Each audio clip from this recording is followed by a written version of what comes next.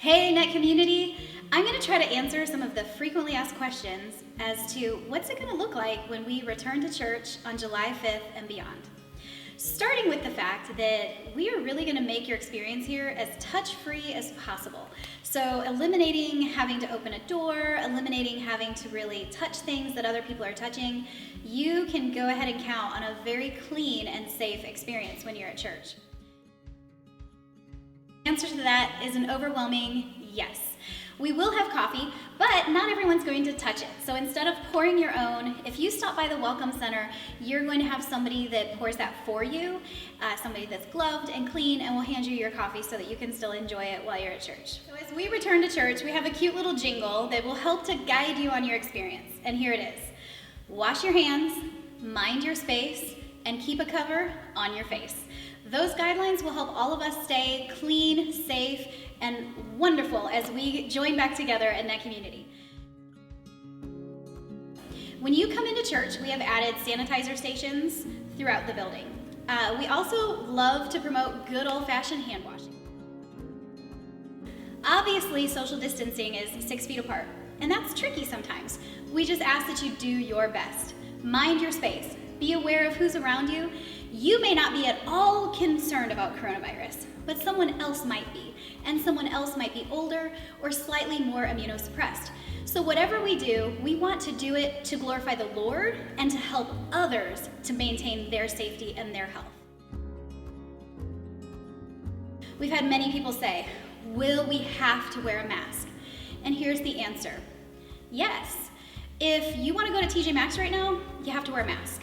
If you want to go to Aldi, you need to wear a mask. If you want to come to church, you need to wear a mask. I know it's not comfortable, but I was thinking about it this morning.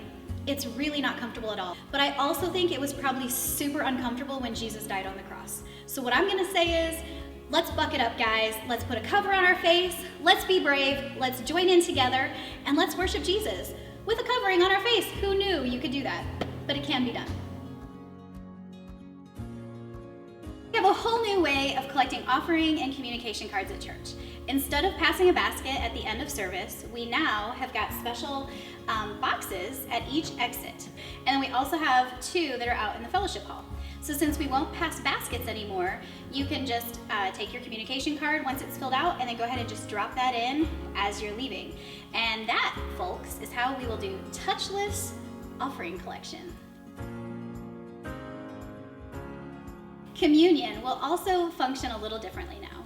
Instead of walking up to the front and partaking in communion the way that we had previously, we will all stay in our seats and we will be utilizing our very favorite mobile communion cups. If you were with us back in the days of the school setup, this is what we used to use. On the top is the wafer, and then you pull another layer and you're gonna have the communion juice. So now, when it is a day that we're having communion, those will be actually placed in the seat back in front of you, so that when you sit down and choose your seat, you will already have communion right in front of you. So there's kind of a joke out there that Southern Baptists are all about food. And well, we're technically Southern Baptists, but we just like to think of ourselves as Christians. And do we love food? Yes, but is it all about food? No. But has coronavirus ruined food? Kind of. So we're gonna have to change the way that we do some of our things.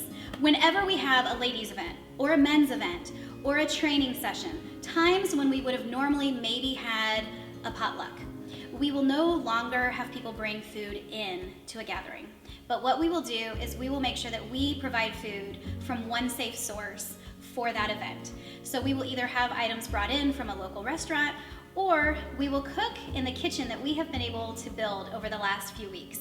We're excited to have new capabilities in a kitchen here, and we just want to let you know that when we have gatherings, we've got ways to make sure that food and food preparation is kept clean and sanitary in the best possible way. To recap it all, we just want to let you know that coronavirus has absolutely changed the way that we look at many things. But we know that our God is still on the throne, and our God is still in control. And we are excited to join back together to worship Him in person. We do ask that no matter how you feel about things, whether it be extreme or conservative or anything in between, that you just help us to respect the guidelines that we're given by the CDC, by our insurance, and the fact that we're going to obey the Lord by obeying our earthly authorities. We appreciate you doing all of these extra steps to make sure that we're covered and that we're clean and that we're taking care of each other. It's just a great way to honor God by honoring the people around us. I think you know what we're saying. We're not trying to go off the deep end. We're just trying to do what's right, and we're so excited to see you soon. Thanks, everyone.